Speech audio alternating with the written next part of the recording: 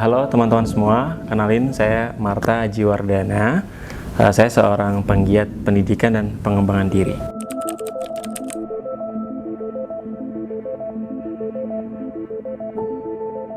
Saat ini saya bekerja profesional sebagai konsultan di dunia pendidikan dan pengembangan diri, dan juga membangun startup saya, Improva, yang merupakan sebuah lab inovasi di bidang dunia pendidikan dan pengembangan diri yang memberikan karya-karyanya untuk tripusat pendidikan, yaitu guru, kepala sekolah, dan semua pendidik yaitu ada di sekolah, kemudian rumah itu sendiri itu orang tua, dan juga masyarakat secara luas. Jadi tripusat pendidikan adalah area di mana Improva memberikan kontribusinya bagi pendidikan dan pengembangan diri yang lebih baik untuk Indonesia.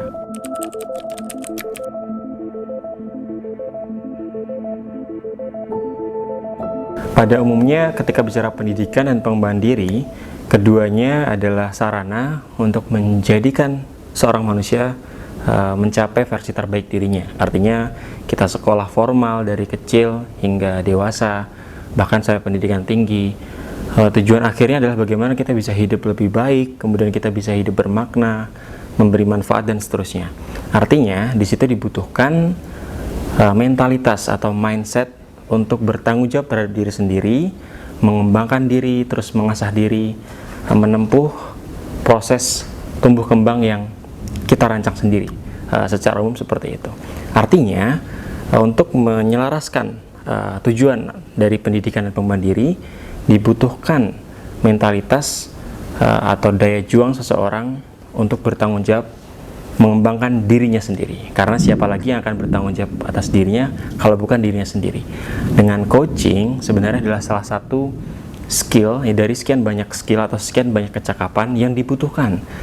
Kalau ini untuk anak muda udah pasti ini jelas banget dibutuhkan. Artinya anak muda semangatnya masih tinggi, masih punya mentalitas yang luar biasa. Disitulah coaching menjadi sebuah kebutuhan.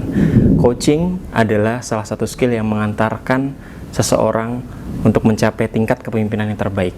Kenapa? Karena dalam coaching akan belajar mendengarkan, belajar memahami orang lain, kemudian menyerap sebanyak-banyaknya ilmu, sebanyak-banyaknya hal-hal baik dari coachee atau orang yang di coaching, kemudian menyerapnya untuk berproses bersama menjadi pelajaran berharga yang dipetik oleh coach maupun coachee. Sehingga singkat kita bisa maknai coaching begitu penting. Dan bayangkan ketika coaching ini menjadi mentalitas atau mindset para pendidik di seluruh Indonesia, maka nuansa suasana pendidikan dalam kelas maupun di luar kelas akan lebih bermakna.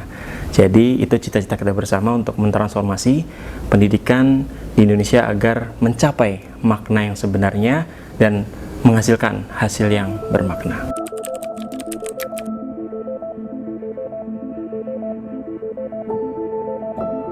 Pada umumnya coaching itu memang kecakapan profesional. Artinya coaching dipraktekkan dalam ruang-ruang profesional dan di sana menuntut adanya kredensial atau sertifikasi. Tidak sembarang orang bisa mempraktekkan coaching. Artinya yang sudah menempuh pendidikan atau sekolah coaching dan kemudian tersertifikasi, karena di sana ada kode etik, ada profesionalisme yang harus diterapkan. Namun ketika coaching ini dianggap sebagai sebuah mindset atau mentalitas, ini semua berhak untuk belajar.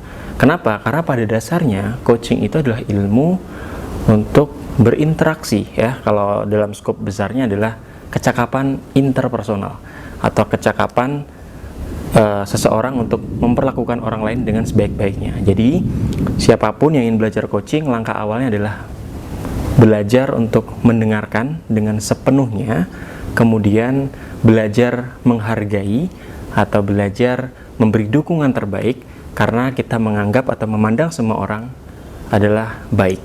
Semua orang punya modal, punya potensi, punya sumber daya yang itu bisa dikembangkan dengan sebaik-baiknya untuk mencapai versi terbaik dirinya.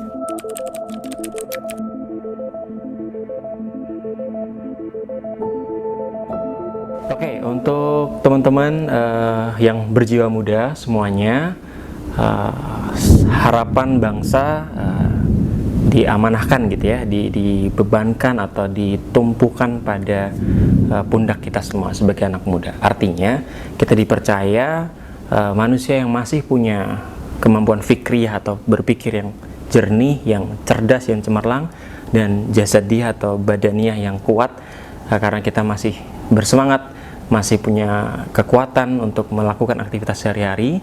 Jadi itu adalah sinyal bahwa harapan terbesar diberikan kepada anak muda. Dengan coaching adalah salah satu skill yang bisa dikembangkan atau diterapkan dalam kehidupan sehari-hari anak muda, sehingga nanti harapan besarnya pemuda bisa turut serta berkontribusi, bisa turut serta memberikan kontribusi terbaik bagi bangsa.